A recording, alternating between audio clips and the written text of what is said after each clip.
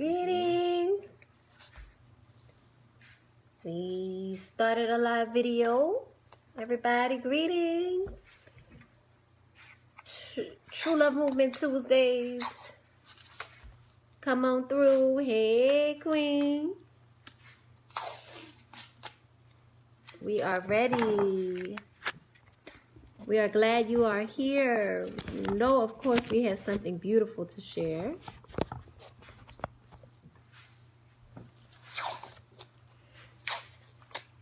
You know, I really am enjoying these True Love Movement Tuesdays. Oh, yeah? Yeah, because, you know, we do have a lot to share, Brother Shaq. And, what's good is that this is just what we do anyway.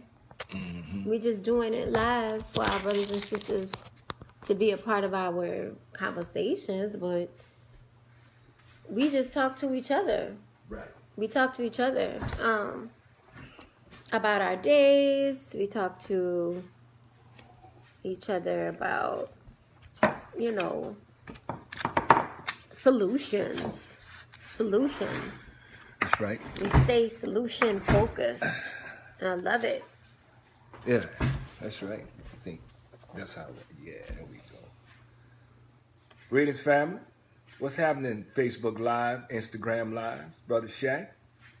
Mama Fire. For True Love Movement Tuesdays, we thank you for joining us. And we want to thank you all for sharing this show and letting other folks know about it. The feedback has really been good. Apparently, you all want us to continue doing True Love Movement Tuesdays. So I guess as Mama Fire just said, we like it. Seems like you like it. So I guess we're going to keep doing it, Mama Fire. Let's do it. We're going to keep doing it. Shout out to everybody who joined us for the True Love Movement Hour on Saturday. That was a really great show, too. Yeah, that was a good show. If you missed it, that show was Poverty Parenting. Poverty Parenting, Mama Fire? Yeah. Yeah. Powerful. Yeah, and I think we get a lot of support for our parenting shows.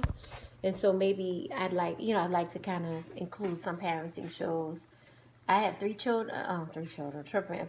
children of different ages. I even have an adult child. And so Several adult children. Oh yeah, I got one.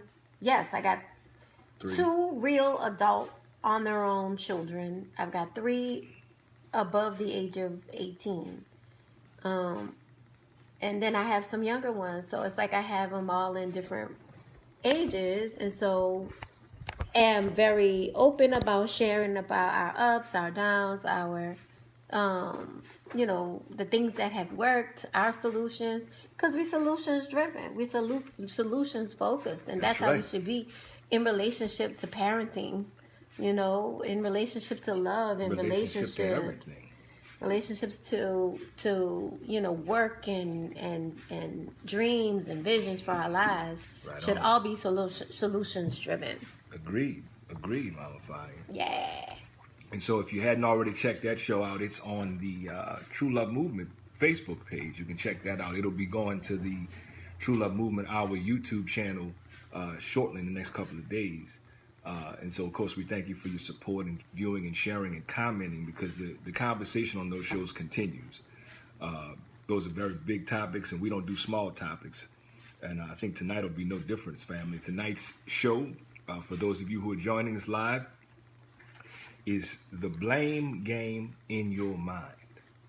Again, tonight's show is the blame game in your mind. And this particular show has really been inspired by a lot of the work that we're doing, even currently. It's not new, but this idea of blaming other folks and other circumstances for things that we are, part of, that we create and co-create, it ain't nothing new about that. But we thought we'd look at it tonight because we understand that there's something that happens in our minds. We understand that the way your mind works is that you have to have an explanation for something. When something occurs, your mind needs an explanation. Your mind needs a reason. And so that takes us down many, many, many places. And we also understand too that a person can only really confront something to the extent that they feel a sense of their own power to do so. Therefore, if you don't feel very powerful, if you feel like you're a powerless person and that you're victimized by, life and circumstances in life, then you're bound to assign blame to folks outside of yourself or circumstances outside of yourself when something occurs that isn't the way that you wanted it to go. What you say, Mama Fire? Yeah, I mean, I was just writing that down. That the first place we want to go is outside of ourselves. Right. And why is the first place we want to go is to blame. I mean, that's just, I guess it's just natural. I don't know if it's natural for the society, but it's like that's the first place we want to do is this is happening outside of me. And as I guess when you figure out that you're the creator of how your life is and how your life goes, then and only then can we kind of see that we created this in some way to either learn something, to make a decision on if we're going to go that way or this way. I mean, I'm just talking in general about how it starts off. I understand if you don't realize that you're creating things and you're victimized and you're the victim, and you believe that everybody's doing you something. Right. I had that bad, Brother Shaq. Yeah. Ooh, I had that terrible. Everybody was doing me something. I was just the victim. Mm-hmm. And I had to realize where that came from, Right. And is that what you're talking about pretty much in your mind? Definitely. I mean, I've had that experience too, particularly when we're frustrated and we're doing everything that we know how to do and everything we think we're supposed to do and things aren't working out for us. It seems logical that it isn't us, but it's something and someone outside of us. And that is that's a distressing feeling, but it's also a comfortable feeling, as you said, because we can find some comfort in assigning blame other places outside of us. That's right. Yeah, and if you've ever been victimized by anything, if you've ever been victimized or traumatized, which Black people surely have, definitely, it's much easier to say, everybody is doing this to me, or people are doing this to me, and that's not a healthy place, because when do you find your own power? When do you realize that your own creative manifestations of your dreams and everything? And so that's what we're going to talk about today. And I think manifesting it's a good time to talk about that right now, because there's going to be a powerful full moon tomorrow. And, new moons and full moons are good times to think about our relationship to the universe. They're there for us to witness just the beauty of it.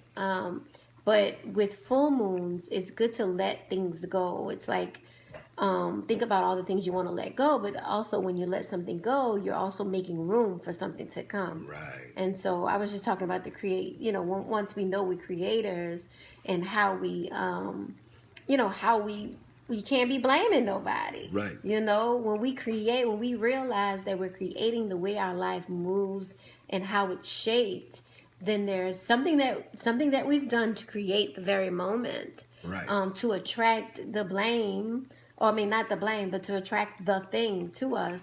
And yeah, we want to go straight to blame. And sometimes I let myself go straight to blame.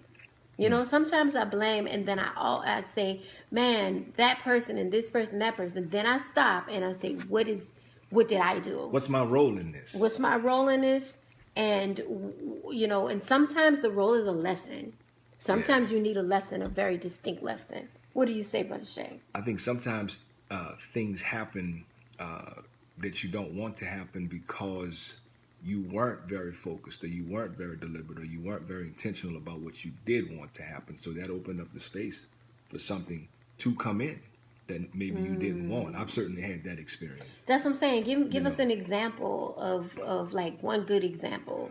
I don't know. I mean, sometimes when you, I guess when you have an opportunity, maybe like you've got an opportunity to do something or to have something or to experience something, and you're not so much focused on what you do want, but rather so much focused on what you don't want. You actually create the opportunity for what you don't want to take place, right? Man, been there. Been there, yeah, myself too, definitely. Been there, done it.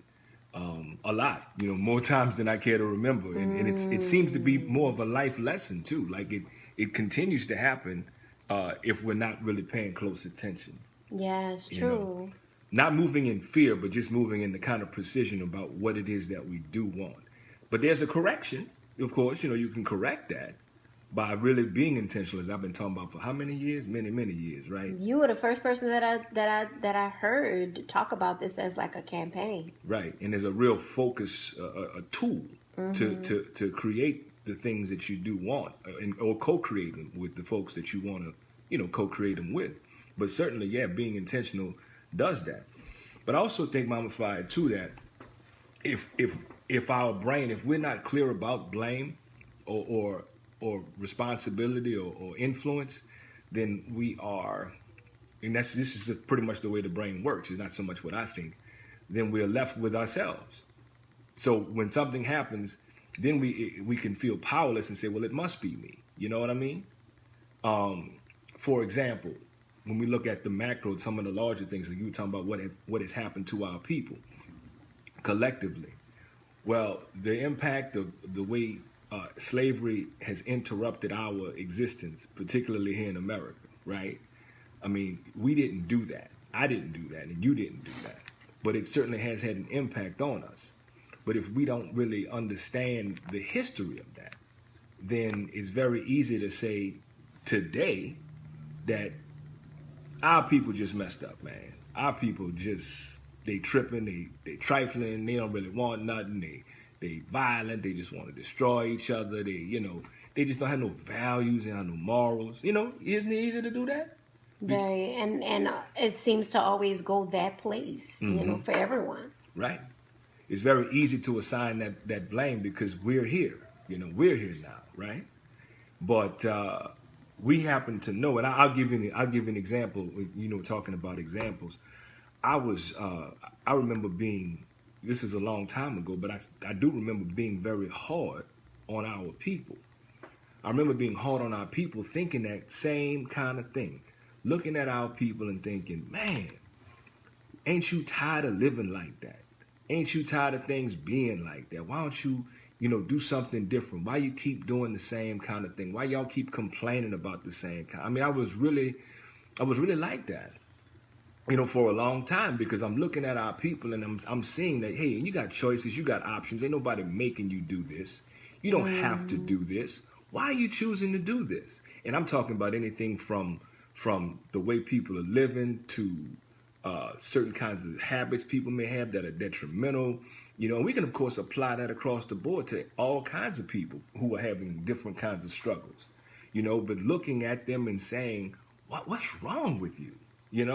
And that fundamental question about what is wrong with you. And so what changed for me is that when I really did start learning about the history of what happened to our people, and in learning about the history of what happened with our people, not in a really an academic way, but really internalizing it and really, learning it not just with my head but with my heart, and I gained some compassion and some empathy for other black people. That was part one. Part two was that I realized I was part of the collective, in that a lot of times we do this stuff, Mama Fire, because we may be the exception, so we think, or we may know of and see exceptions, and we think, well, that's the standard. This is what's possible. I did it, so you can do it, right? That happens a whole lot with our people. Yeah, it does. I did it, so you can do it. So what's the problem? But then when you go a little bit deeper, again, we always be asking about what's wrong, and the real question is, what happened? Because again, we're trying to assign blame without really knowing anything about how these things came to be. What you say? I agree. I mean, I think you've, helped shift that paradigm with me, because when you think about what's wrong, that makes that's like a short term thing. Right. That's like a what's wrong in the moment. But what happened takes us all the way back. It Yeah. makes us think about all those pasts that we talk about. It makes us think about our own particular past. It Mm-hmm. makes us think about a collective past. Right. And so some people I also hear, you can't keep blaming everything on the white man. You Right. can't keep blaming everything on slavery, But there has been no help for that. No, There no, has no intervention. Who has had help specifically for slavery? Right. Who Wait. has had help? Who has had help about on their self-esteem, on their relationship issues, on learning how to love themselves? Who?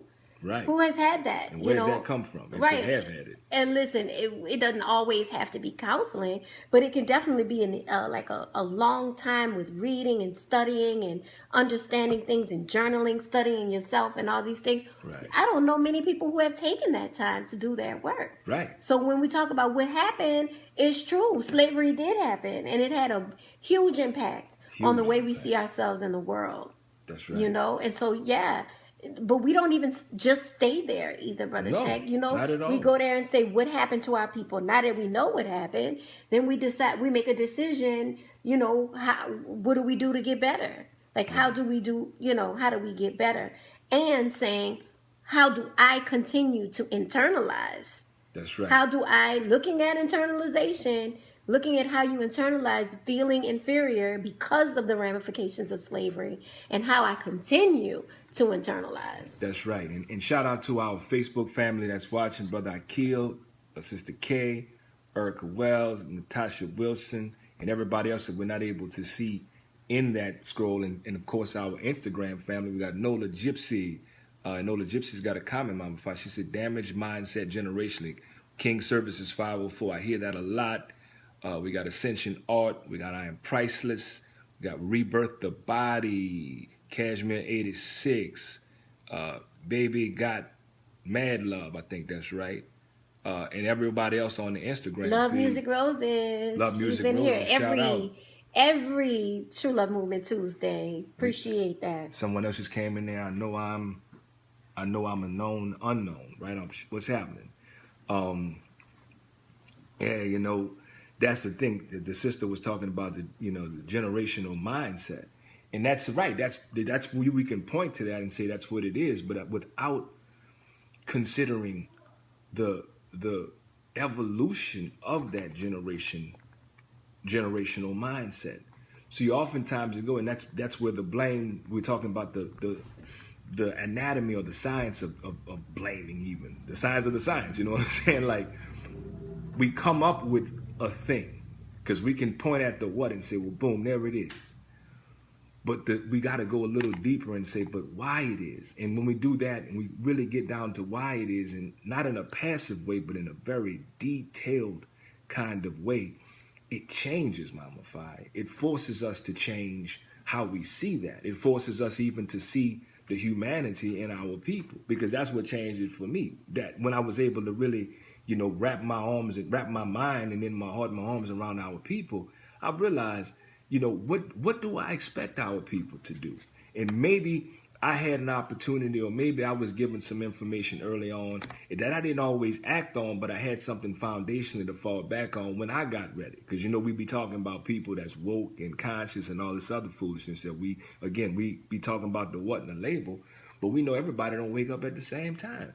That's right. There was a time that we didn't know what we know now. So it's interesting how even though we know we didn't always know a thing, once we know a thing, we're more easily willing to look at someone else and say, well, why you can't figure it out? Mm-hmm. Why you can't, it's easy. It's right there for you.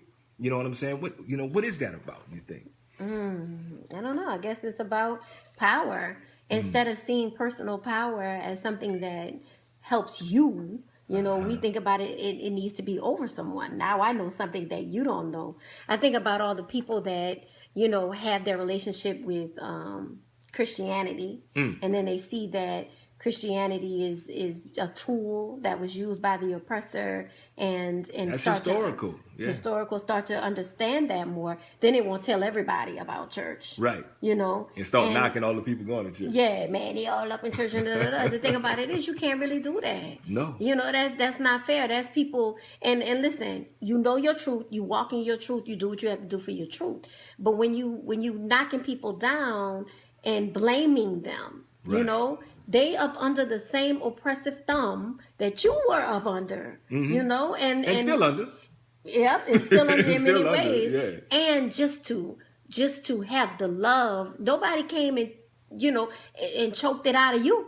Right. You know, you were able to you may suggest things to read, or you just may be walking in your light, walking in your truth.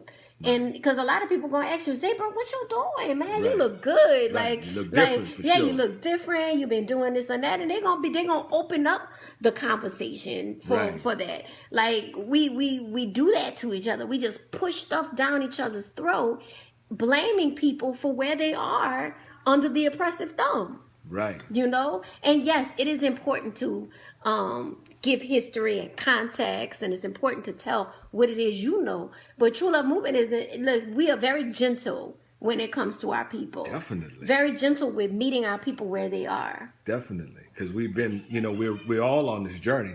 Love Music Roses says, sometimes with going deep, people may fear that as they see things internally for themselves emotionally that needs to heal, and they don't want to or are not ready to face that truth. Exactly. People don't, and it's harder to look inside than it is outside. And that's the reason why many people don't. Because it's so much harder to say you instead of I.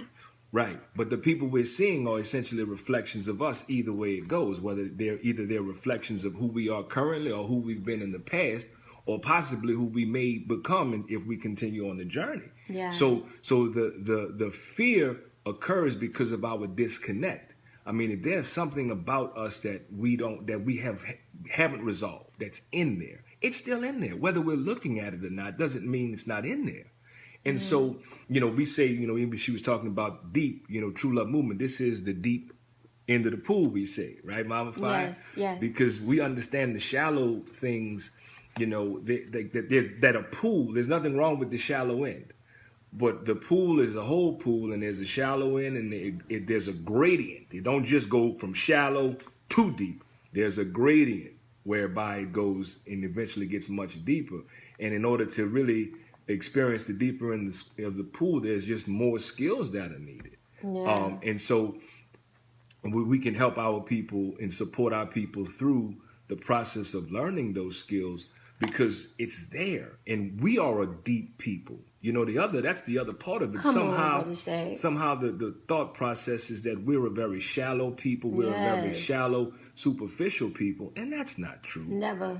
How could we still be here if we were shallow? But go ahead. Isn't that, what do you say? Yeah, I agree. I think being shallow is a defense mechanism. Right. It's what we've learned to do because we are afraid to go deeper. Right. You know, part of the dominant culture is look at this and all this glitz and glam to look at, so you can be completely distracted from who you are. Right.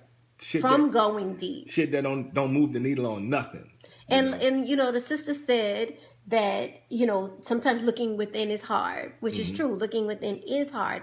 And I want to talk about how looking within can kind of flip the whole concept of blaming when you start blaming yourself for everything. Right. And you start saying everything is my fault. I'm a bad person. Right. So it can go both ways. Like you Right. can go like totally negligent of looking at yourself in any situation, or a deeper understanding in any situation, or taking on everything and saying that is all my fault, which causes, I think both of them can cause depression. Oh, yeah. Because if you're looking outside of yourself and saying everybody's messed up,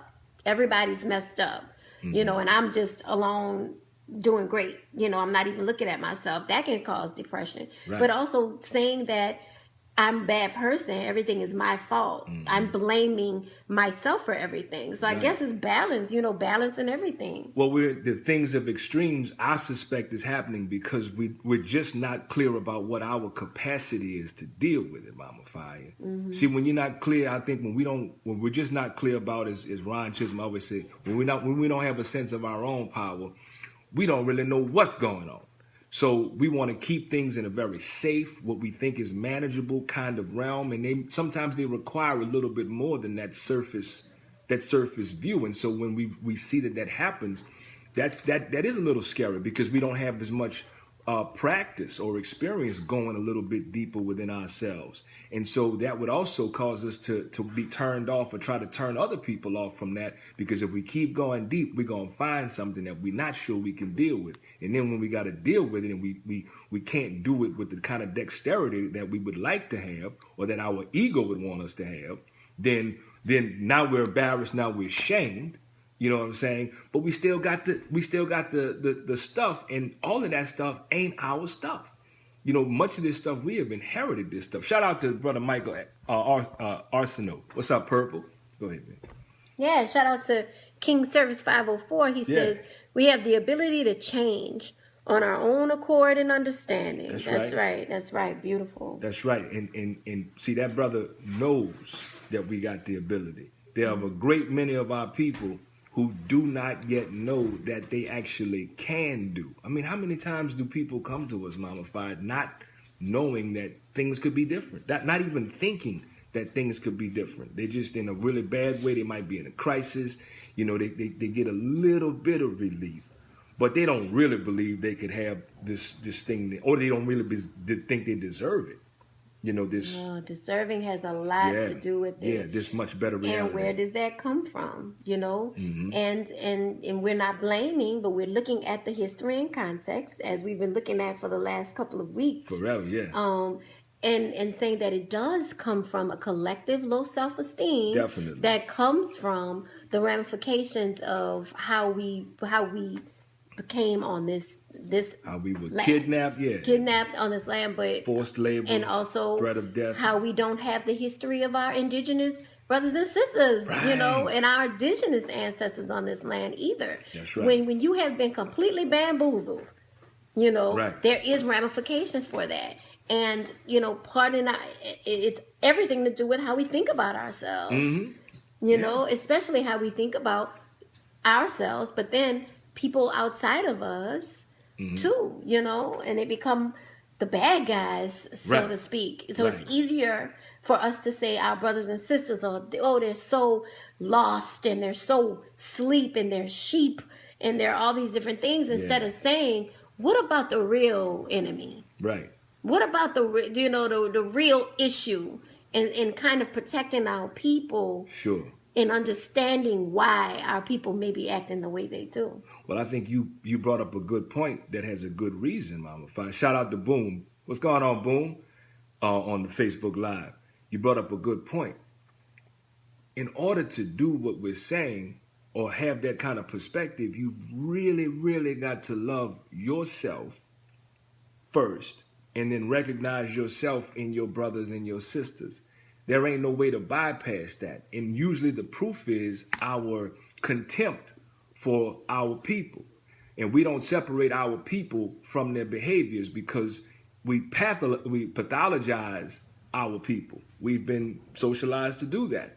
And so it's very difficult to look at our people who are having different kinds of struggles and say, and see their humanity, you know what I mean? And say their humanity that's really like ours. I mean, really like ours. Like they really are catching the same hell. We just may have been doing some work to evolve past that point, or our coping skills may exceed theirs, or whatever the case is. But I assure you, if we talking about being under direct attack and imminent danger, our oppressor don't make no distinction between us and our brother or sister who may not be as woke or may not be as conscious. We are all the same nigga to them.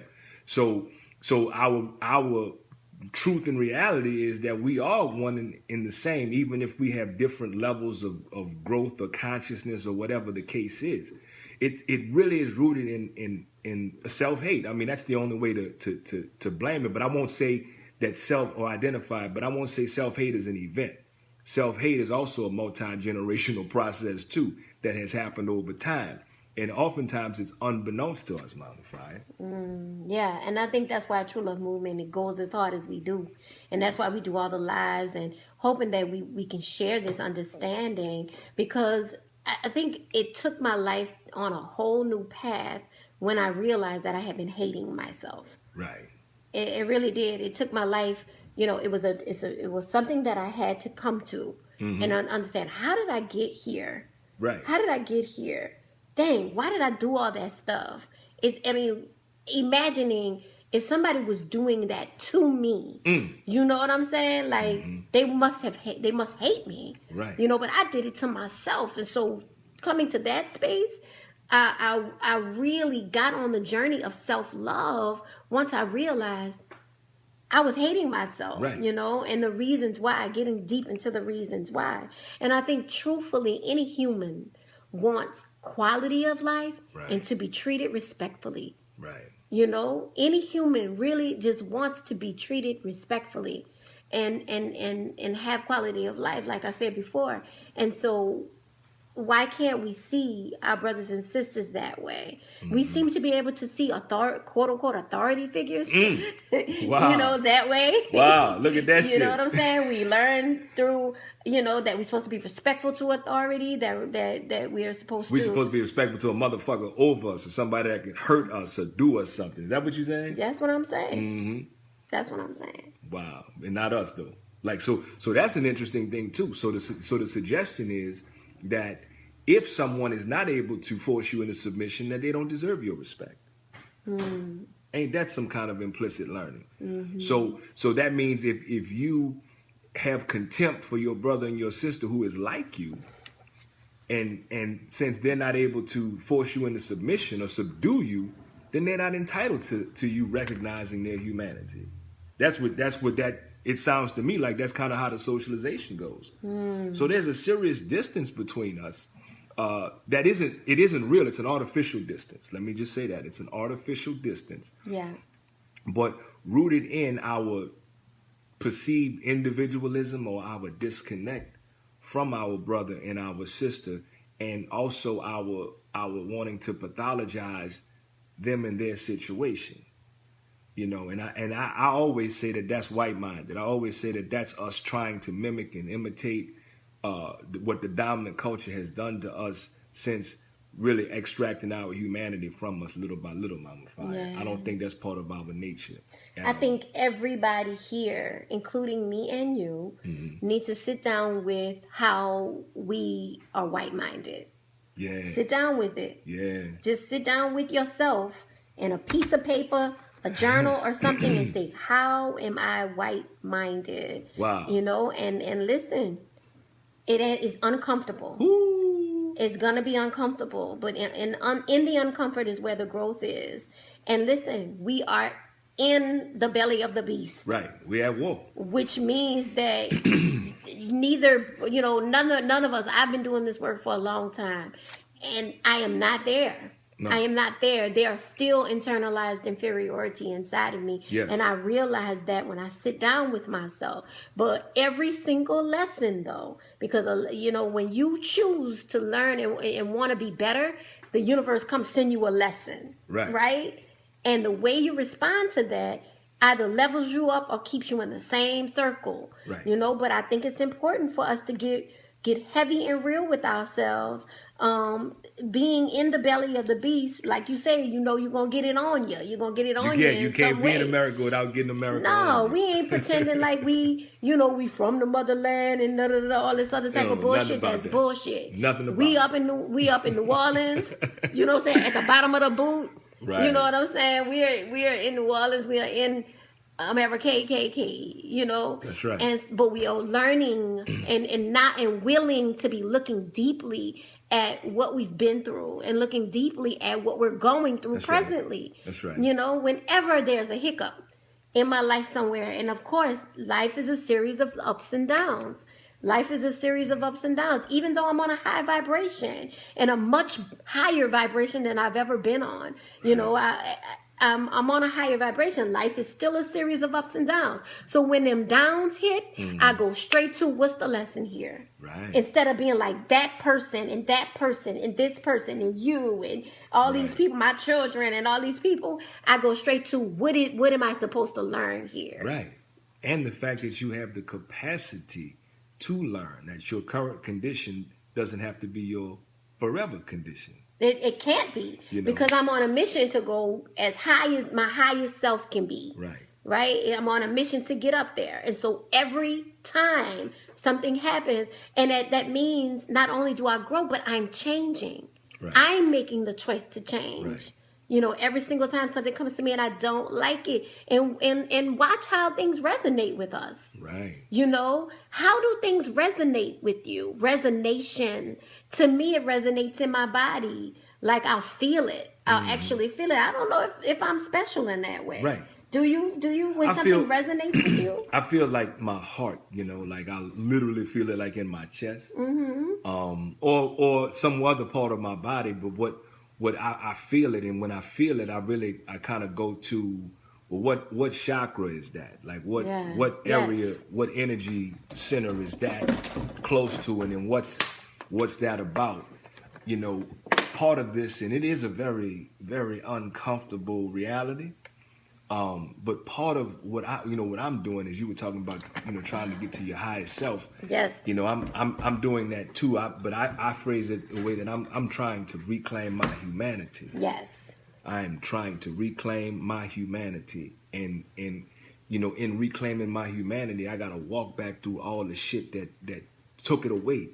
You know, I gotta walk back through all the shit that my ancestors had to lay down and give up parts of their humanity. You know, for me to get here, to be able to analyze this kind of situation, because, you know, our ancestors just didn't have the opportunity to do that. I mean, fuck, I said that before about the way this oppression is set up. The shit won't let you be great. The motherfucker on your ass. That is the true won't let you be great. It ain't designed for your ass to be great. You know, motherfucker on your ass. You know, you think about that. I mean, it blows my mind. I know I talk about it, and I keep talking about it. I keep saying it because it happened. You know, Mama Fire, it happened. Like for 246 years, our people really, you know, toiled in those fields and in those houses for 12 to 16 hours a day. Can't see in the morning, they say they can't see at night. And was also traumatized and completely dehumanized, raped.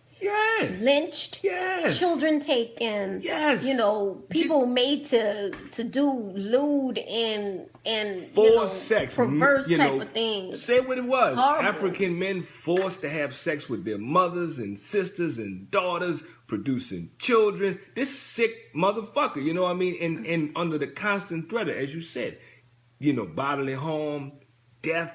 I mean, but doing that imagine doing that for your entire lifetime. So no wonder we are stuck. Who's going to come and stick the stuck?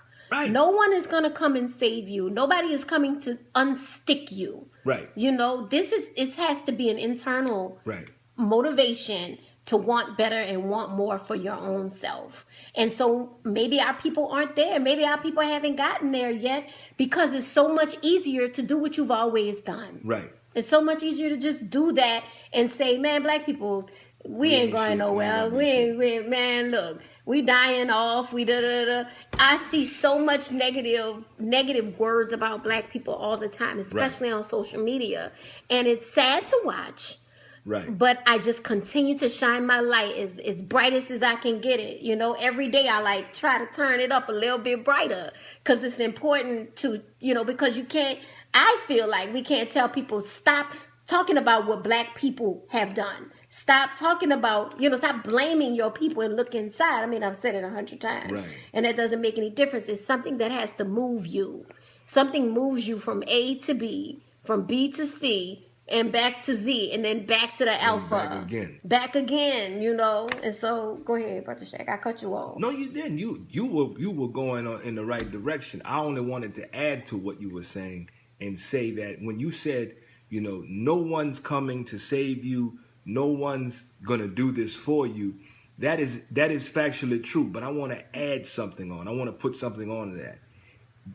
That's not going to happen because you're unlovable. I want you to know, like, that's not why it's not going to happen for you or to you. It's not going to happen for you because the people who benefit from you being in this condition are not about to arbitrarily change it so that they can be uncomfortable, because that's their presumption of it. If they flip this shit over, then the people who they've oppressed are going to do to them what they've done to the people they've oppressed. Now that's not, we as African people know that that's not even in our interest or nature, but it's their fear that makes them very, very staunch about making sure this arrangement stays in place.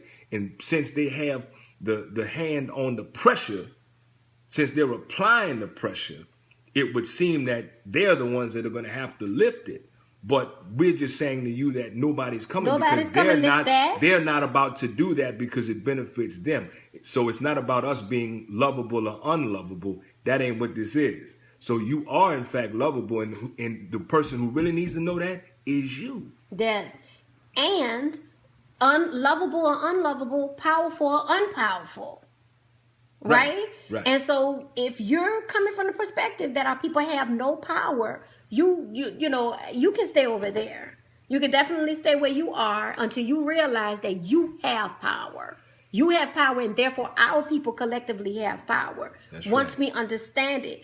I think when you're in a place of self-hate, because I've been there, and part of us, we're going to identify how we white-minded. I think part of us need to identify how we're not loving ourselves. Right on. And for me, because my shit was so deep and so damn heavy, I had to realize how I was hating myself. So I don't know where you are, my people, but some of us are in some extreme self-hate. Right. And when you hate yourself so much, you do not realize that you are manifesting and creating your life. That's right. Right? So you're sitting in self-hate. You're sitting in denial. You're sitting in all these sick places. In the sickness, you don't even realize the power that you have. You don't realize any of the magic and the manifestation and the creativity you have until you come up out of that and you like, oh, okay. Right. And so we meet our people where they are.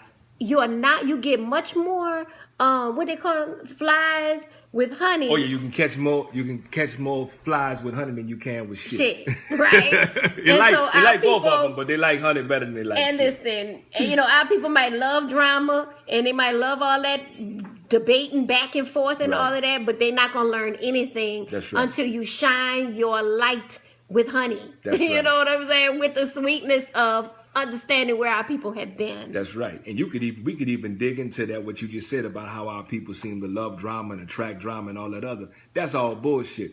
What we love to do is feel alive. I mean, this shit has been dehumanizing. That's what oppression do you. So you lost your humanity. You feel powerless. You feel like you ain't shit. So the only time you feel alive is when you in the throes of the fight. So you want to fight and humbug and do all that shit because you feel alive. Then if that's not happening, you feel like you helpless, you're hopeless, and ain't shit going. So many people stir up shit just so they can feel better, so they can feel alive. Now, we can take that a step further when we talk about the aggression and hostility and violence we have towards one another, because we're talking about like stirring up shit and mess from an agitating, deliberately pushing buttons, as you say, you're a human being, you don't have buttons. All that kind of shit is ways to try to get somebody to engage with them, to have a semblance of a human experience. See, this shit has numbed us because we've had to cut off something in terms of, like I said, we had to lay down some of our humanity on that plantation to get through it because we couldn't remedy what was happening to us. So that does have a toll. It's definitely collateral damage with that. But I want to take it a little bit further while we're talking about feeling and the sensation of power. I want to talk about how we fuck, Mama Fire. I'm going to talk about how we like that. I'm just kidding. No, not just that we like fucking, but how we like some of the rough sex and how we want to, how we talk about beating on it and tearing it up. And I mean, like and all hitting of it, and hitting and it, cutting it, and cutting smashing it. And smashing. Like, I mean, something we love so much, but we use a language of destruction to describe the goodness in it. You know what I'm saying? Yeah, and there's so much beauty in it. There's so much power in it. Right. And so why would the people who love something so much talk about it so bad if there wasn't something happening that was pathological? You see what I'm saying? There's something, yes. there is something in there that this whole experience, in America from 1619 to we coming up on 2019, so exactly 400 years to the year, this whole experience has infected us in every kind of way. And we're saying, without having this, we're saying that without judging our people for being infected and affected by it, we're saying that's why we must know the history. That's why we must have the analysis and the understanding of what was done to us and what has happened to us, so that we don't have to look at our people and like, what the fuck is wrong with you? Because if we really knew what happened, we would never ask what's wrong. Because how could some shit not be wrong with all of that shit happening?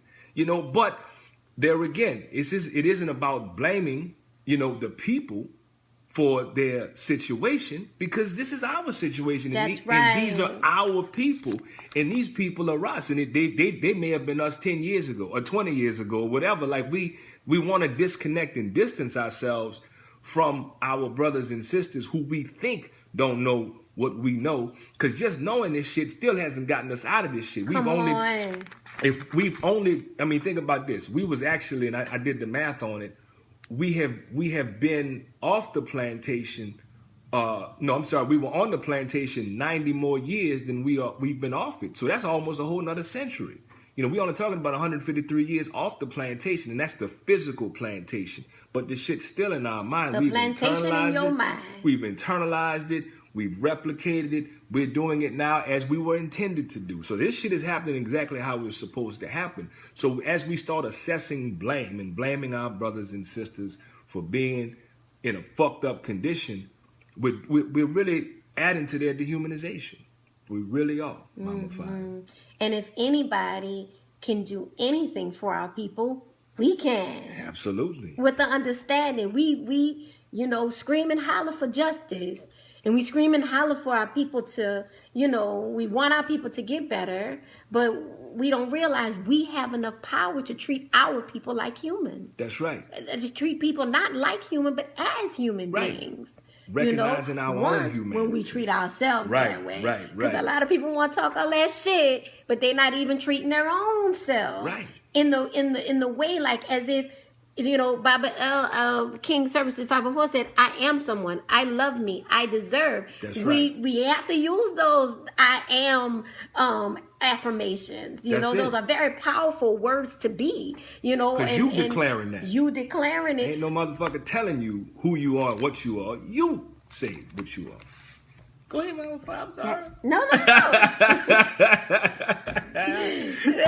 me say that True Love Movement Tuesdays are so fun. Yeah. Because, this is what me and Brother Shaq do at night. Yeah. It's not just at night. We do some other shit. Not just... You don't be hitting, no smashing. No smashing, hitting going on. What we do is we come in symbiosis. Right. We come together either with our minds, with our bodies, right. with our love. We come together and create something so wonderful. That's right. And it took us a long time. It took us a long time to figure that out. Right. And the power of love. That's it. The power of self-love and how it comes and echoes out and comes into this beautiful, powerful thing. That's right. Right? And so we're teaching by example. Right. We're teaching by example. And, everybody wants to know. People ask me all the time, what do you do? How can I do that too? Right. Or people will say, wow, something as shallow as my skin. Wow, your skin is so amazing. It is, man. What do you do? And I tell them, I don't walk around saying, my skin's amazing, right? My skin's really amazing. Your skin is not good. You need to touch and touch and so. But when they ask, I tell them, listen, skincare comes from the inside. That's right. Black love comes from the inside. That's right. Having a quality of life comes from the inside. Having abundance and prosperity, living your life brightly, all comes from the inside. That's right. Every single time. And so that's what this show is truly about. Right. The show is truly about internal work. That's right. The internal work that manifests itself into some beautiful things. And would imagine if the majority of us were doing this internal work. Right. That's right. I do not look at my people like, From a oh, deficit. y'all so sad, y'all so poor, y'all this and y'all that. I don't look at it like that. I don't even look at the future of black people like that. No. I don't. No. Now, some people may say I'm a realist. You know, people call themselves a realist and say, you know, I'm a realist and we ain't going nowhere. Fuck y'all. Because I got children and I got a whole legacy of descendants that I'm looking forward to. That's right. To being wonderful on this planet and to this planet coming back to balance. That's right. That's right. And but we have the power to create that. What I'm saying is we're creating it now with our words. We're creating it now with our actions. We're creating it through our children. We're creating it through the influence that we have with other folks. We're creating it through relationships that we have with other people. Like, we are creators. And so if we're actively creating and co-creating, we can, in fact, produce our heart's desires. But the question is, what's really in your heart? Because come on, Brother Shay. Because a lot of the times the blame shit happens because we haven't done the work. And so when we haven't done the work, we're inclined to take our power and then hand it over to somebody and say, you do me right. And if they don't do you right, then you can say shit like this because what you did, man, and my whole life is messed up and everything is because I did this, that, and the third. And it's like what you also showing that person or teaching that person is, I want you to do something for me that I don't even think enough of myself to do for myself. Like, I don't even think enough of me to do that shit for myself, but I want you to do it. And if you don't do it, I'm going to talk about how you ain't shit and how you lied to me and how you don't really love me. Because if you really love me, you do all the shit for me that I refuse to do for myself. You and that motherfucker crazy. Because that can't work. That cannot. I'm just saying that cannot work. But I am saying that we do that a great many of times, not because we're bad people. We have uninterrogated ourselves. We have completely unexplored the why that we do what we do and what we're really after. Because we're approaching things from a place of lack. We're approaching things from I don't have power. I don't have this. I don't have that. So we're looking at ways that we can extract and exploit our own fucking people. Because we think we ain't got it, so I ain't got it, you must have it. I need to figure out how to get it from you. So that's why we are predators. We are preying upon our own people and trying to do exactly what we have watched the dominant culture do to all of our people for exactly 400 years now. I mean, we've had great teachers at it, but we think that that's normal for black people to be in that kind of condition. And I say that it isn't. We don't even know what our nature is, but this can't be it. This can't be it, Mama Fire. Can't be. And we are descendants from the original people. How could that be it? The original people. Being, poverty has affected our minds, hearts, spirits, bodies, everything. But we are still here. We're going to be here. I know. And True Love Movement was gifted to me from the Most High. That's right. As a personal mission for me to really one-on-one support the evolution of the emotions of black women, black men, and black children. Shout out to Adventurous Hunter. Yeah. I want to get back and orient to the title of this show today, which is The Blame Game. It's a game. Game is like, listen, we play so many games with one another.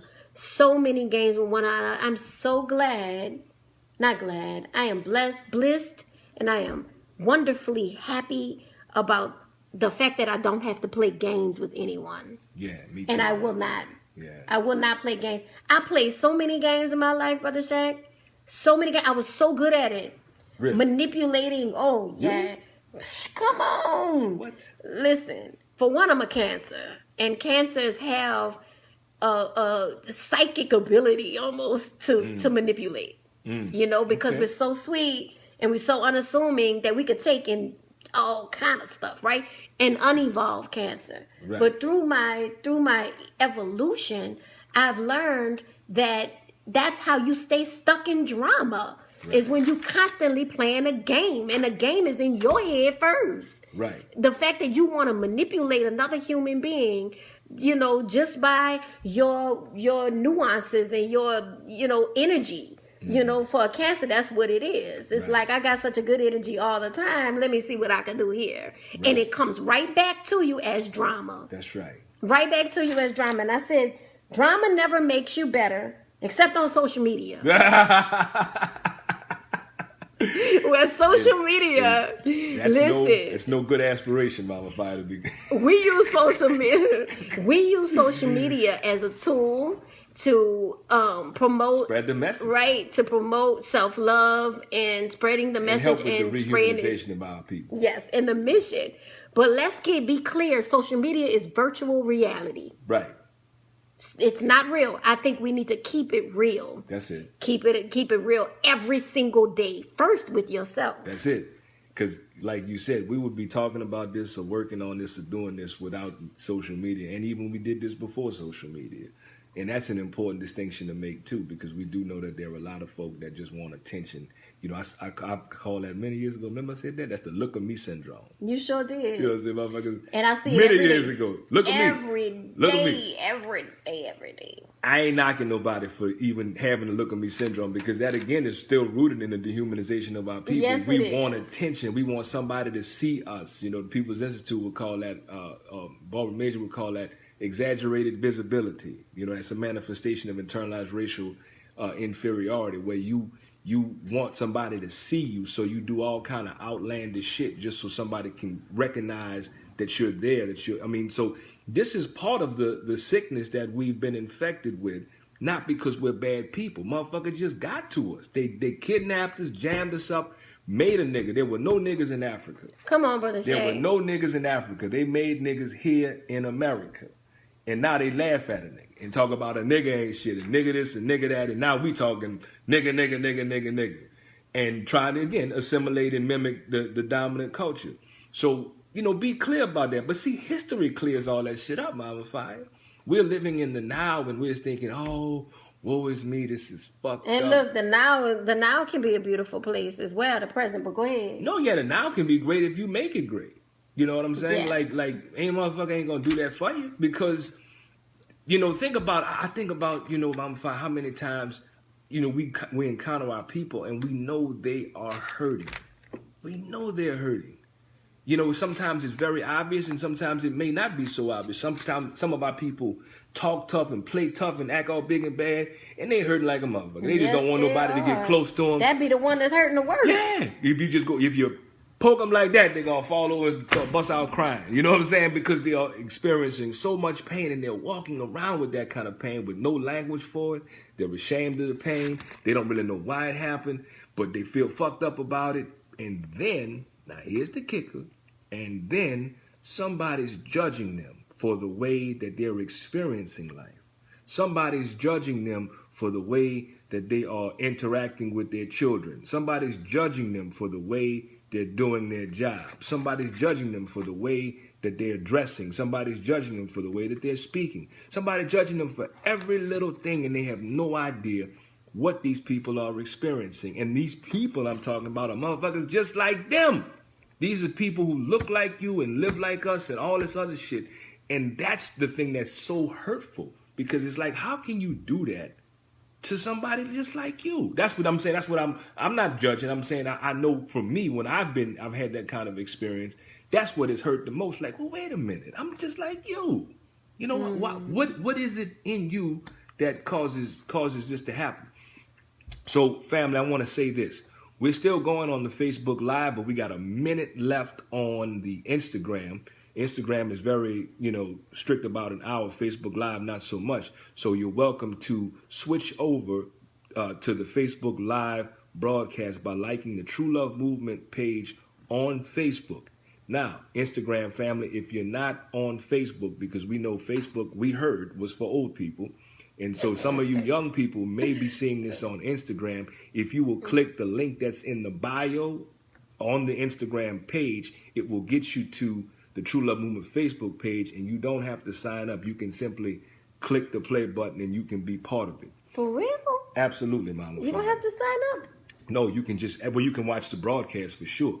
Did you have any quick announcements for our Instagram family? Because we want to thank all of y'all. Yes, You know what so I'm saying? there is the plastic premiere. Uh-huh. My sister Yaja Kanduz, who is a beautiful singer-songwriter, came up with something inspired by mental health awareness and being real and those kind of things. And so that is happening Saturday night at 5 o'clock. That's right. And so we're still going to do the True Love Movement Hour, but I'm going to be reporting from that event. All right. And look, part of the money, part of the proceeds go to True Love Movement. Right on. So if you want tickets, it's Eventbrite. We'll put it in the Comments, link in the comments. But we also have tickets to sell That's right. as well if you're interested. I'm excited for Yaja. I'm excited for the beautiful things that she does. Right on. Right on. And so All right, we finished with Instagram family. right now. We back on our it's all Facebook Live family from here on out. And you know what I want to say too, Brother Shay? What's we that? never did get to what happened after. I mean, what happened when I recognized that I was playing games. Do it. So we talked about the games, right? The mind games that we play. In this thing, we also have a show called The Games People Play. That's right. Many years ago. And I think there's even a book called that. It's not ours, but Right. so there are books, psychological books on games, and the games that we play. So once I realized I was playing games, I was so tired of the drama. Everything was drama. Everywhere I went was drama. It's almost like I was expected to bring the drama, And then once I realized that I was creating the drama, for one, I was sick and tired of it. I was like, no more drama, like Mary J. Blige. That's when I realized that I had to keep it 100. Right. People talk about keeping it 100. They don't know what keeping 100 really is. Yeah. Keeping 100 is no more lies. Right. Not one. Not to your children. Wait, first, not to yourself. Right. Not to your children. Not to your partner. Not to people at work. Not to people in the community, not to people at the grocery store, right. Not to people at the bank, not just no more lies. And that shit's hard to do. It definitely is hard to do because of the shame that we have for being in our condition. As survivors, it's very difficult, just to exist. But, you really can't judge a survivor because you do what you got to do to survive. Yes. You know what I'm saying? And that's where our people are. That's where we've been. We've been living in this root chakra for 400 years. I mean, and we not, without even necessarily knowing that there is anything higher, to the point where our pride is in you didn't kill me, or I'm not going to let you kill me. But it's kind of like I said, we on like a respirator. You know what I'm saying? Like the respirator is helping us to breathe, but without But without that respirator, and so somebody else controls the electricity hooked up to that respirator. Somebody else makes and manufactures the respirator. Like it ain't our fucking respirator. And so if that's all we got, whenever they decide to cut that shit off, then we gonna die anyway. So I'm saying we need to go with our dignity, pull off that respirator, strengthen our lungs, and walk the fuck out that hospital bed. Is what I'm saying. Yes, because the hospital is also just an institution. That's right. It's yet another institution that is a foot of oppression on our people. And so, in the blame scenario, there are so many of our people who are really in the throes, in the fight of, you did me this. You messed over me, whatever the case is, Mama Fire. And that when you're saying that kind of stuff, it feels a little bit better because you want some tenderness. You want somebody to acknowledge your humanity. You want somebody to acknowledge that you're a human being and that you're hurting. I don't know, black people, we are really shamed that we hurting. We are really ashamed that we hurting. If we understood our history and we knew our history, we wouldn't be surprised that we're hurting. Mm-hmm. You know what I'm saying? I mean, somebody was telling us a story earlier about some really traumatic shit that they witnessed that somebody else experienced. And, they offered the sister, hey, I saw what happened. You cool. You look like you might need a hug. And then the sister broke down. It's like we don't check for each other like that. Yeah. You know what I'm saying? And there's no way you can assume that our people are all right. I don't make that assumption. By fire. I don't see black people and assume everything is all right. How could it be all right? How could it be all right? We've got 400 years of this re-stimulated trauma. The sister said Yes, that's right. I think that's the brother. That's a brother. Okay, I'm sorry, because I can't. I'm getting old, bro. I apologize. Ventress Hunter said, "Yes, that's right. We don't like to show that hurt. No, we don't like to show it, but shit, we don't like to show it, openly and actively. But all of our behavior shows it. See, we're moving like people who are hurt. So even if even if you act like that don't hurt, we are moving. It's kind of like if your body's kind of beat up or messed up and you're bruised up and you got a little bit of limp. You may try to perk up and walk straight and all that, but you put a lot of the energy into that, and at some point that's gonna give out. You know what I'm saying? So yes, we are hurt. We are hurt people, and we're out here hurting other people because we're hurt people. And we don't have to stay a hurt people. We can become a well people. Mm-hmm. You know what I'm saying? And to know that, yes, you are lovable, that begins with yourself. You do that work. Mm-hmm. But then, healed people, on the other hand, which is our work, because we need you well. True Love Movement says, if hurt people, just imagine what healed people can do for our people. Imagine that. Mm-hmm. See what I'm saying? That is our work. That's our mission. That's our contribution. Our spoken the wheel, as I talked about many years ago. Sister Shantice talks about vulnerability. We so goddamn scared of one another because we imitating and mimicking the dominant culture. We're afraid to be vulnerable. So we bullshitting. We're acting tough, talking tough, pretending, playing a fucking game, right? And then, but it comes out somewhere. For many of us, it comes out in our violence. It comes out in the way we respond to people. And it's like, well, why are you acting like that? Because you're operating from a hurt place. Mm-hmm. Then we say, well, what's wrong? But if we would look at, well, what happened? I mean, just consider what happened on the macro to our people, and then consider what happened in the micro. Mm-hmm. You know what I'm saying? Just in that individual's life, like in your own damn life.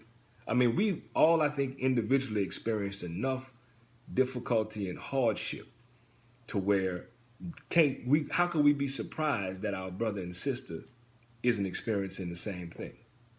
You know what I'm saying? Mm-hmm, definitely. So you're exposing everything. I mean, it's there anyway. Right. You know what I'm saying? But that's also an indicator that if we had authentic relationships with one another, we wouldn't have to be shamed. The reason why we don't want to expose it because we got fake-ass relationships, and we say, well, somebody's going to judge us, and the motherfucker judging us is in the same kind of condition or worse. But we don't want that feeling of being judged as though we're the only one. So we're saying reach out to your brothers and sisters in the collective because you're not the only one. That's just something that is in our heads, that we are the only one. I think the most vulnerable thing that I've ever done is write that Runaway Girl book. Yeah. And listen, put it out there like that so can't nobody tell me nothing. Can't nobody come from my past and be like, we know about you, baby. We know about you, boo. Right. Yeah, everybody does. That's right. Because they can read it. But what it did was it showed the hurt in a way that I hope people can really feel. I sold the book not long ago, and the sister called me up and she was like, I'm finished that book already. She said the book was wonderful. Thank you for writing it, and thank you for being so vulnerable. Right. Is what she used. But it's like our people will show us if they're hurting. Our people's gonna show us, even if they don't say I'm hurting. But part of the growth in it is them saying for themselves they're hurting. Right. If you tell people all day you hurting, they'll be like, I'm not hurting. But as soon as they say they're hurting, that's important. Also, there needs to be balance in it. Right. Because there are also some of our people who are, what do they call it? Consummate victims. Yeah. They're always hurting. Right. They're always hurting, and they can find no place of joy or no place of light in them where they can say, okay, I don't have it, counting your blessings, boy. Let me say, that old song, is it a Negro spiritual? Or is it just like a gospel song or whatever, talking about counting your blessings? You know that one? No, I'm not sure about that. Count your blessings. Sing it. Well, name them one by one. Count your blessings. See what Jaja has done. That's right. Yeah, it's not Jaja, but I just said that. You put Jaja in there because at least you put. Yeah, I got it. Right, but I'm just saying, like, there is an opportunity all the time to see what you have. Right. you know. So to not to be so much on, you know, talking about victims and victimhood, because we are victims in many Definitely. ways, you Definitely. know. And we need to But acknowledge that. but there's victim to survivor to thriver. Right on. You know what I'm saying? That's what we're going for. We're going for seeing how we're hurt, but also going for the light in it. You know, trying to find the power in it, the purpose in the pain. Right. You know. Right. So I just want to bring that idea up too. That's important because there's some real growth in there. And I mean, you know, if we've already experienced this for, you know, almost 400 years to the year, then what's beyond this? What's beyond this experience? What's beyond, like we're singing, you know, we're singing, saying the same old thing, and what's beyond that? What do our descendants have to look forward to, particularly in terms of the legacy that we leave them? And we're preparing, like if we want to go back to biblical and the metaphors and what all of that shit is, you know, somewhere in it they talk about preparing a place for. So we're here in this place, preparing this place for those who are coming, that we're bringing here, and we're an extension of that. And so this is our time to do that kind of work. You know, Mama Fi, I say that our lives now, our experience now, is really centered around how we become great ancestors. Legacy. You know, what am I needing to do to make sure that I'm a really great ancestor while I'm here? Because that's inevitable. It's going to happen. So I can set some things in motion right here, right now, while I have this opportunity, because that's why I have the opportunity to be a great ancestor and to consider my descendants as I am a descendant of those who have come before me. So we're a link in the chain. You know what I'm saying? This shit don't begin and end with us. So we have a responsibility, Mama Fi, and we are capable, and we don't have to be blaming a motherfucker. We don't have to be in our own mind, like Baba L said. We end up judging ourselves more harshly than some outsider. That's real. That's real, bro. And that has a lot to do with, do we love ourselves? You know? Do we can't get around that, Mama Fi.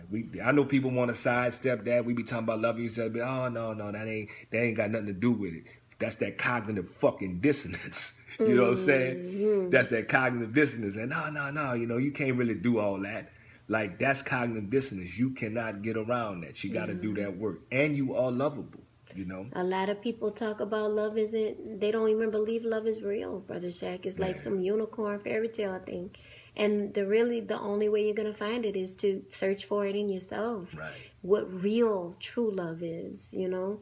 And whenever people are saying, you know, I don't trust anybody, or I don't, I say, trust yourself. And they look at me, you know, or learn how to trust yourself. And they look at me like, well, that was the corniest shit to say, or that, you know, that ain't real. Like, that ain't, it is so real. Right. It is so real. And and people say, well, what do I do? What do I do?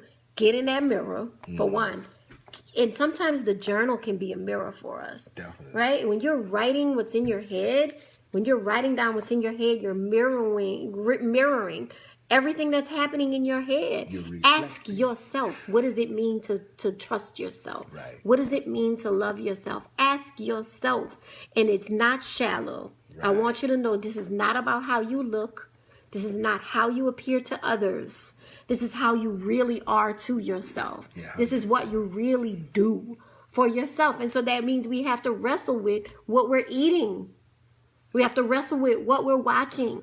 We have to wrestle with what we're doing every day. Yeah. We have to wrestle with our actions.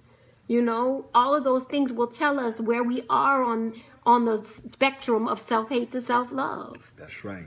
And so there isn't anyone left to blame. But, you know, we do have an opportunity, Mama Fi, I think, to not play them games in our mind. You know what I'm saying? So this is That's really... the one place that we have control over if you would take it. Right. This is about our sanity, family. That's what we've been talking about for the last hour and a half or so. We need to be well, and we need you all well. You know, we can really spend, you know, I don't know, we can talk about that forever. But that is a chief focus because, you know, your thinking creates your reality. Yes. Your thinking. So the way you think about, what you think about, you bring about. Like, these things sound like cliches or new age shit, and you might have heard it before, but it's just truth. So you can shape your thinking based upon what you're internalizing about yourself and where you get your Yes, messaging Brother from. Shaq. Yes. But the chief person in control of that is you. And you really can take control of your life because it's yours. And the way you do this by taking control of your mind. Not playing defense, not trying to keep motherfuckers away from your mind, but actively what you're creating with your mind. And that's a quality thing.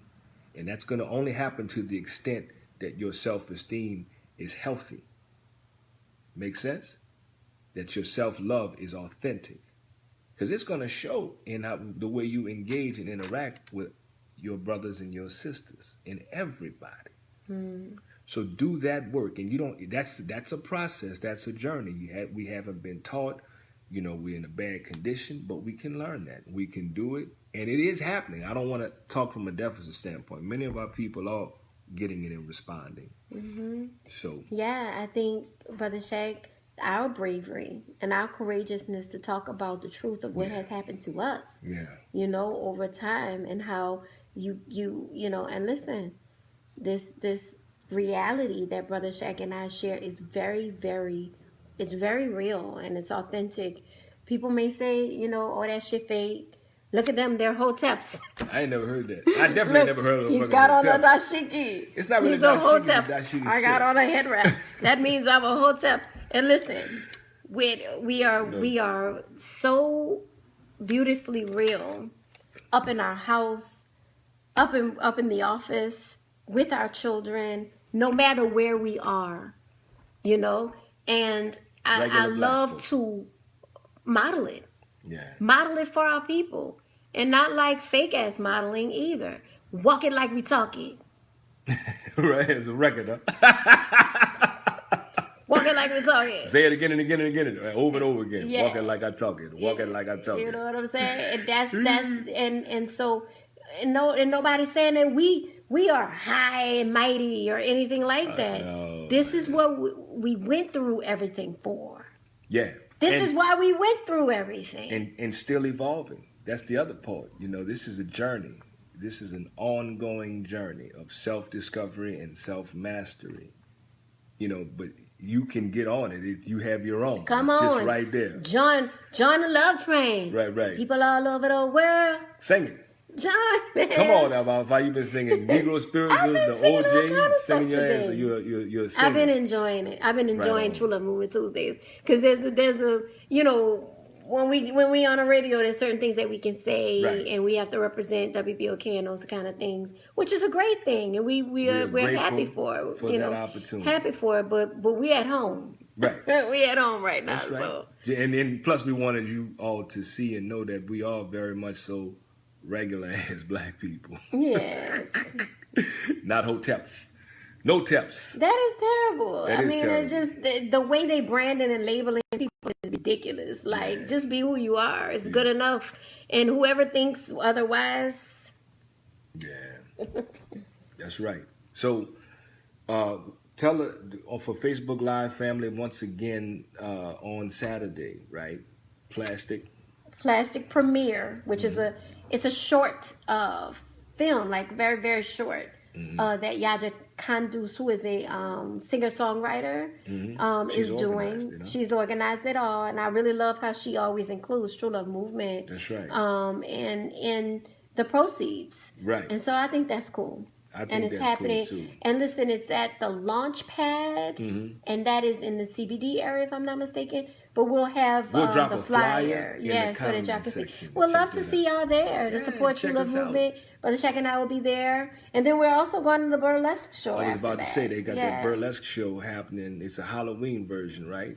And we don't even celebrate any type of holidays. No. But we love our sisters and we want to support them. And it's fun, That's something right. fun to do as well.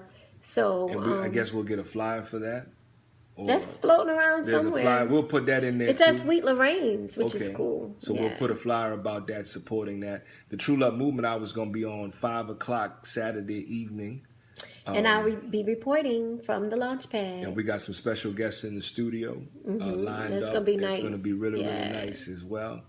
You know, a lot of things happening. We are honored that you all have chosen to ride with us for this last hour and a half or so on a Tuesday night at 9 o'clock when there's a lot of things going on. We don't take that lightly. And we are also, we want you to share the show with people that you respect. Talk about the show. We have, you know, the comment sections. We enjoy engaging with you. We're not afraid of feedback. And, you know, again, if there's something that you'd like to talk about that other people aren't talking about, we can definitely take a look at that. Yeah, so thank you, family. Oh, subscribe to the True Love Movement Hour YouTube channel. Yeah, we're trying to beef that up with some content. I mean, we got so much content and videos and pictures and things from many, many years we've just never even put out there. I was even thinking about getting that. Remember that workshop I did, how to fixing what's wrong with New Orleans schools. Really proud of that. I was kind of looking at that the other day. We may put that out there. And I'm only saying that because a lot of people talk about schools and educators and school dynamics and things that are going on there. But one of the things that I'm proud of that came out of that workshop, Mama Fi, that there were there were 3 people in that workshop that have since started, homeschools, and one of those is still remaining. And they were all there, and they were all inspired by that workshop. So, you know, I count that a win. I'm glad they've been a part of that. And listen, Brother Shaq is always talking about how wonderful I am, and I just want to take some time and just say thank you, Brother Shaq, for being a brilliant, brilliant black man. Thank you for loving your people. Thank you for just being amazing to me, amazing to my children, amazing to your children, and just we love you, and we are so proud of you, and we need you, and I'm so thankful for you. Oh, right on. Thank you, Mama Fi. So, with that said, it's True Love Movement Tuesdays, family, and there's more. It's just off camera. So I'm Brother Shaq. And I'm on fire. For True Love Movement Tuesdays. Wholeness.